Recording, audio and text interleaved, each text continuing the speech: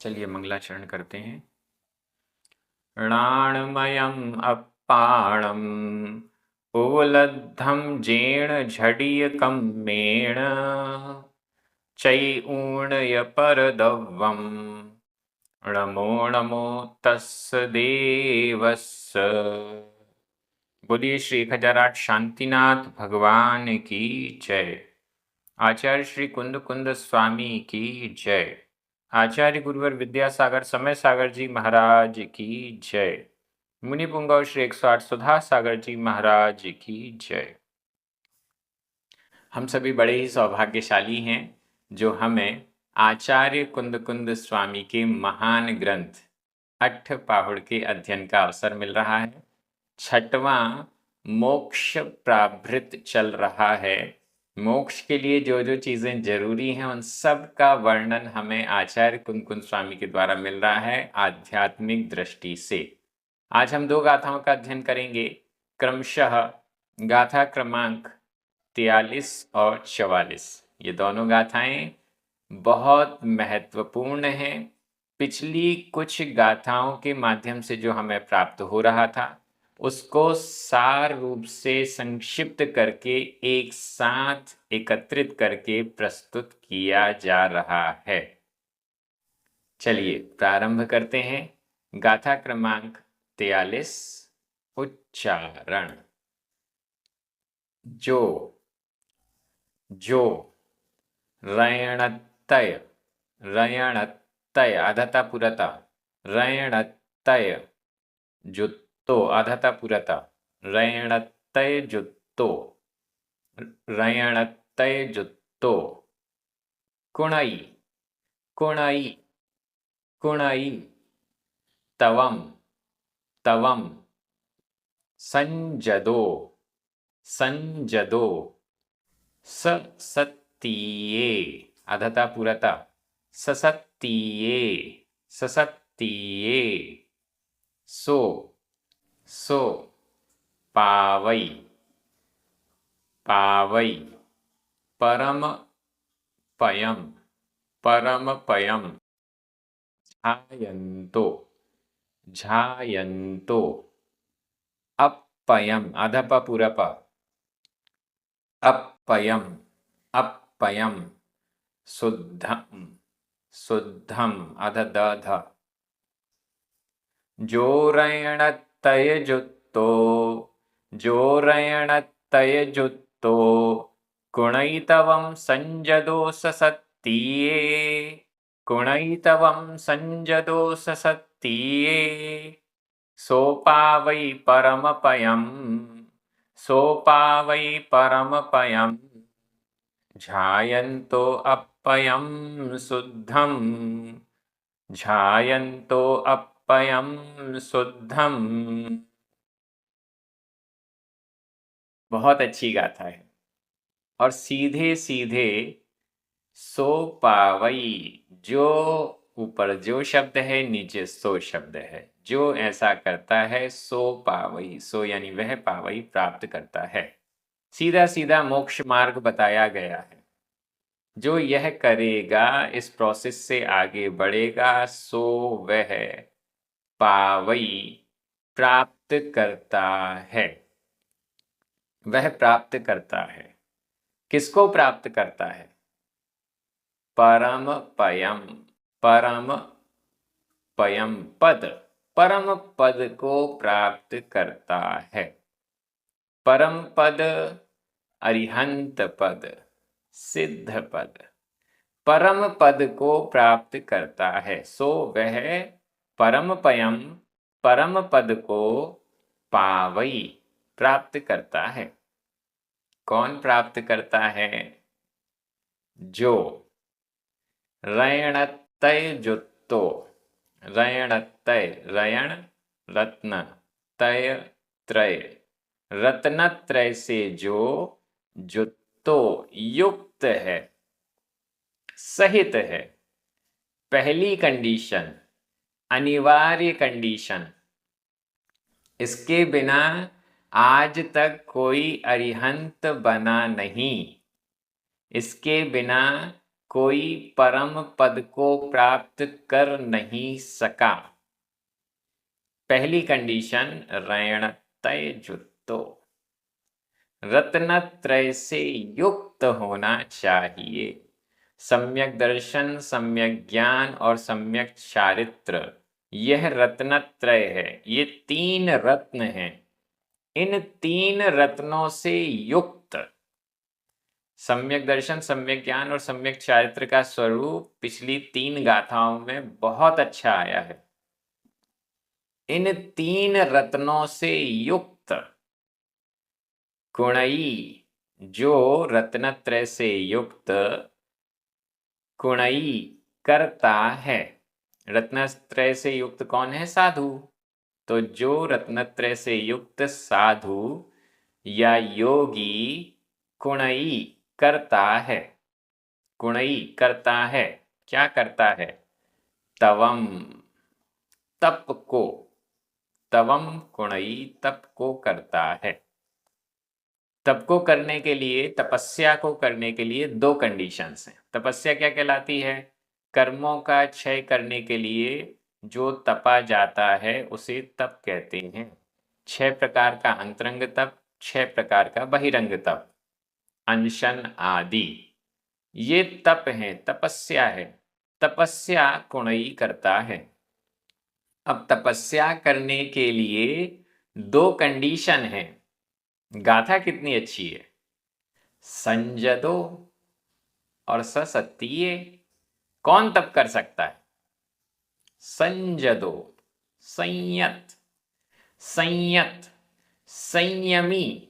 संयमी व्यक्ति ही तप करता है तो उसका सही लाभ मिलता है।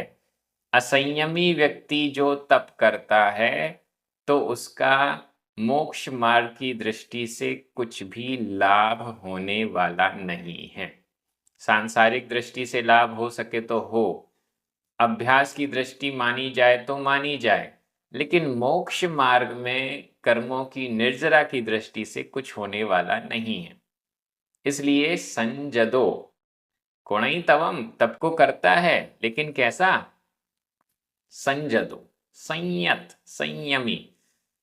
और चाहे तो संजदो को पहले ही ले लें, जो संजदो ऋणतय जुत्तो, जो रत्नत्रय से युक्त संयमी तवम कुणई, तप को करता है, ऐसा भी ले सकते हैं। दूसरा विशेषण, दूसरा परम आवश्यक चीज तप से पहले, ससत्तीये। स, स्व, अपनी, सत्तीये, शक्ति के अनुसार, अपनी शक्ति के अनुसार। तपस्या हमेशा अपनी शक्ति के अनुसार की जाती है।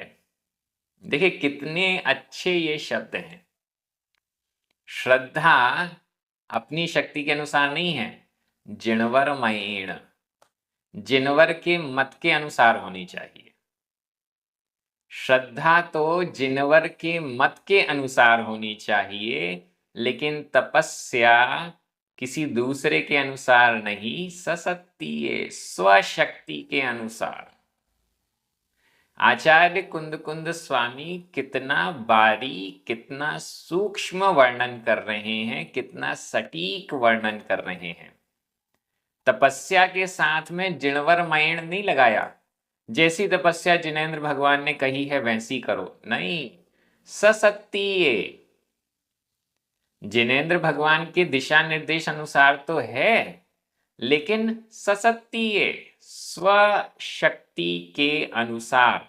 शक्ति से अधिक नहीं, शक्ति से कम भी नहीं, स्वशक्ति के अनुसार। संयमी होकर तपस्या करनी है, लेकिन अपनी शक्ति के अनुसार करनी है। तपस्या करते करते शक्ति भी बढ़ती जाती है, लेकिन शक्ति से अधिक तप नहीं करना है। शक्ति से अधिक तप करेंगे तो गड़बड़ हो जाएगा, फिर शरीर स्थिर रह नहीं पाएगा, आगे का काम रुक जाएगा। इसलिए स्वशक्ति से, अपनी शक्ति के अनुसार, जो रत्नत्रय से युक्त संयमी अपनी शक्ति के अनुसार तवम तप को कुणई करता है। नीचे चौथा चरण, ध्यायन्तो ध्यान करता हुआ। यह भी जो का विशेषण बन गया, संयमी का विशेषण बन गया। ध्यायन्तो ध्यान करता हुआ, वर्तमान कृदंत का प्रयोग है। ध्यायन्तो ध्यान करता हुआ। ध्यान कौन कर रहा है? जो रत्नत्रय से युक्त है, जो संयमी है, जो अपनी शक्ति के अनुसार तप कर रहा है, वह व्यक्ति ध्यान कर रहा है। असंयमी ध्यान नहीं कर रहा। देखिए, आचार्य कुंद कुंज स्वामी ने एक भी गाथा में ये नहीं लिखा कि असंयमी ध्यान करता है। हर जगह योगी, हर जगह संयमी, हर जगह रयणतय जुत्तो। जहां भी ध्यान की बात आ रही है वहां पर संयम के बिना आचार्य कुंद कुंद स्वामी एक शब्द भी नहीं लिखते हैं। ध्यायन्तो ध्यान करता हुआ। किसको ध्याता हुआ? अपयम आत्मा को। कैसी आत्मा? शुद्धम शुद्ध आत्मा को। शुद्ध आत्मा को, निज शुद्ध आत्मा को ध्यायन्तो ध्याता हुआ, जो रैणतैजुत्तो रत्नत्रय से युक्त संजदो संयमी ससत्तीये अपनी शक्ति के अनुसार तवम तप को कुणई करता है। सो वह परम पयम परम पद को, सर्वोत्कृष्ट पद को, अरिहंत पद को, सिद्ध पद को पावई प्राप्त करता है। इतनी सरल गाथा, लेकिन इतने महत्वपूर्ण विषय। परम पद को रत्नत्रय के बिना प्राप्त नहीं किया जा सकता। परम पद को शुद्ध आत्मा के ध्यान के बिना नहीं प्राप्त किया जा सकता। परम पद को तपस्या के बिना नहीं प्राप्त किया जा सकता। परम पद को संयम के बिना नहीं प्राप्त किया जा सकता। तपस्या कैसी होनी चाहिए? संयम के साथ होनी चाहिए।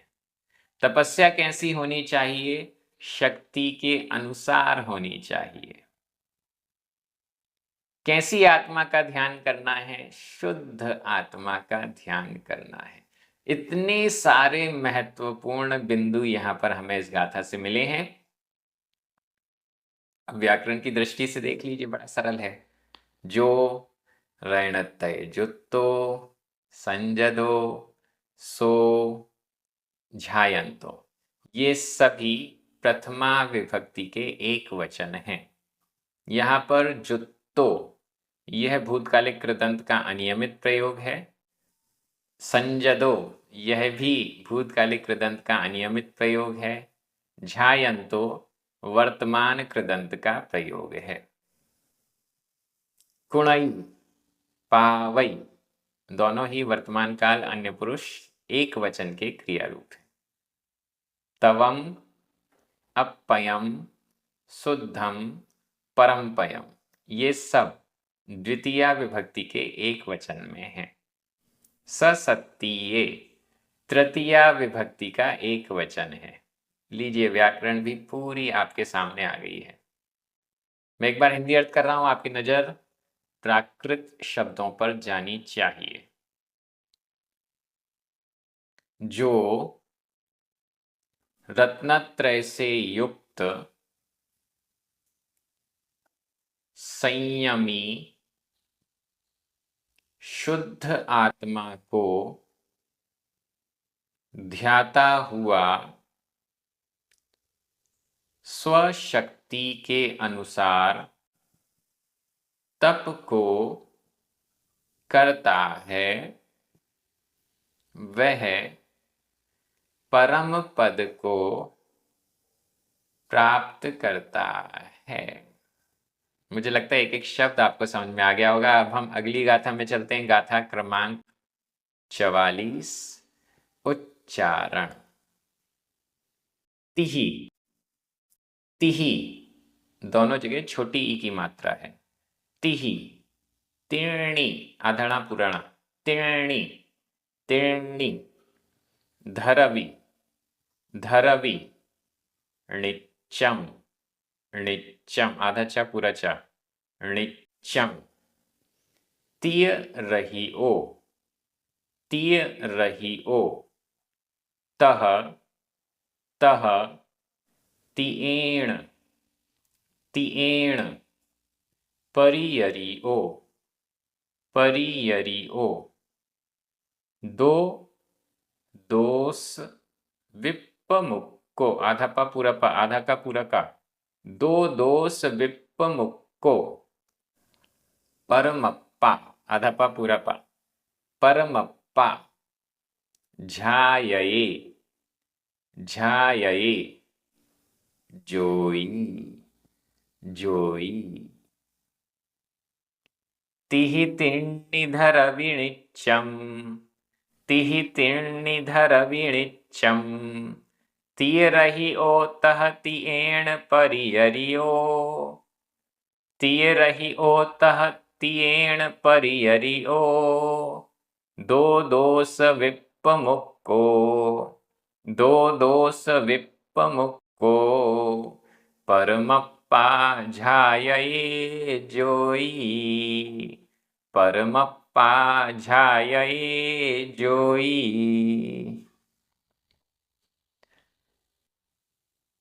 परमप्पा परमात्मा, परमप्पा परमात्मा।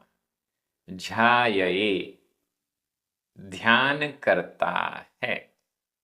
जोई योगी, जोई योगी। परमप्पा परमात्मा झायये ध्यान करता है।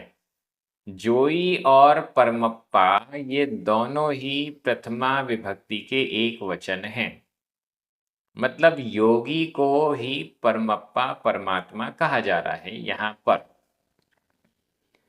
और ये कहा जा रहा है कि वो योगी झायये ध्यान करता है। अगर हम परमप्पा को प्रथमा विभक्ति का एक वचन न मानकर द्वितीय विभक्ति का एक वचन मानेंगे तो फिर अर्थ हो जाएगा जोई योगी परमप्पा परमात्मा को झायये ध्याता है। योगी पंच परमेष्ठी हैं, साधु परमेष्ठी, उपाध्याय परमेष्ठी या आचार्य परमेष्ठी हैं। इस दृष्टि से वो परमात्मा परमेष्ठी तो हैं, लेकिन परमात्मा में हम अरिहंत और सिद्ध परमेष्ठी को लेते हैं। परम पद में 5 परमेष्ठियों को लेते हैं। तो इस दृष्टि से किसी तरीके से योगी को परमात्मा भी कहा जा सकता है। और नहीं तो योगी परमात्मा को ध्याता है।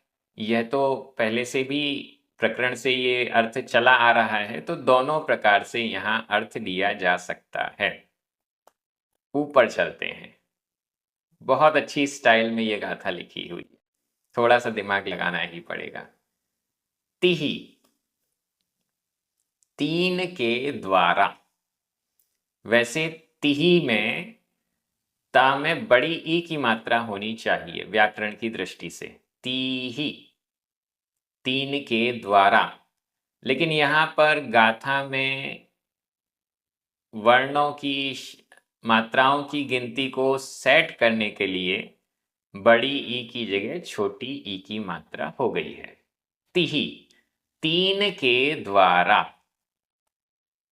तिही, तीन के द्वारा। तिर्णी, तीनों को, तीन को, तीन के द्वारा। तिर्णी, तीन को।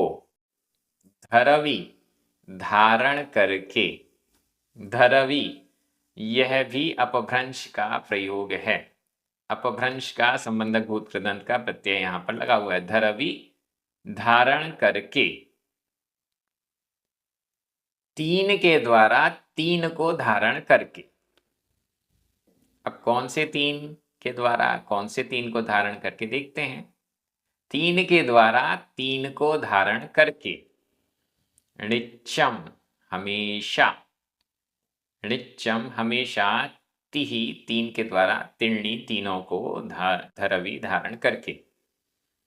तीय रहियो, तीय रहियो, तीन से रहित, तीय रहियो, तीन से रहित, त्रिक से रहित, तीन से रहित।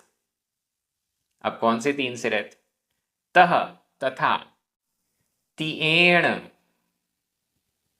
परियरियो, तिएण त्रिक के द्वारा, परियरियो परिवेष्टित, परिकरित, परिवेष्टित, तीन के द्वारा घिरा हुआ।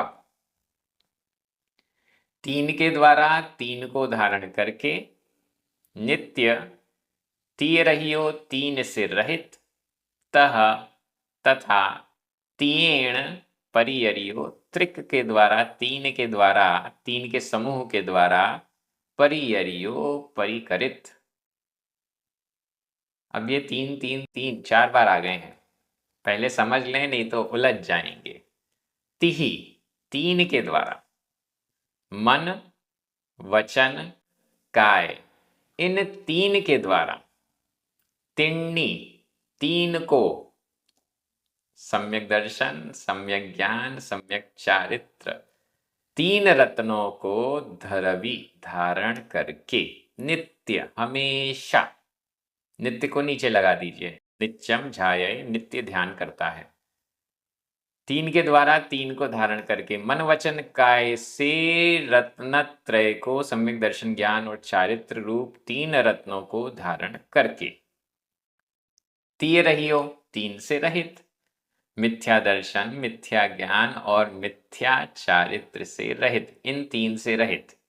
तह तथा, तीयेण त्रिक, तीन के समुदाय के द्वारा, परियरियो परिकरित, परिवेष्टित। तीन का समूह क्या है? मनोगुप्ति, वचन गुप्ति और काय गुप्ति। इन तीन गुप्तियों से परिकरित, वेष्टित, मनोगुप्ति, वचन गुप्ति और काय गुप्ति। मनोगुप्ति, मन को भी, मन का कोई चंचलता ना रहे, वचन की कोई चंचलता ना रहे, काय शरीर की कोई चंचलता ना रहे, मन वचन काय, इन तीन की गुप्ति, इन तीन गुप्तियों से परिकरित, परिवेष्टित जोई योगी परमप्पा परमात्मा को ध्याये ध्याता है।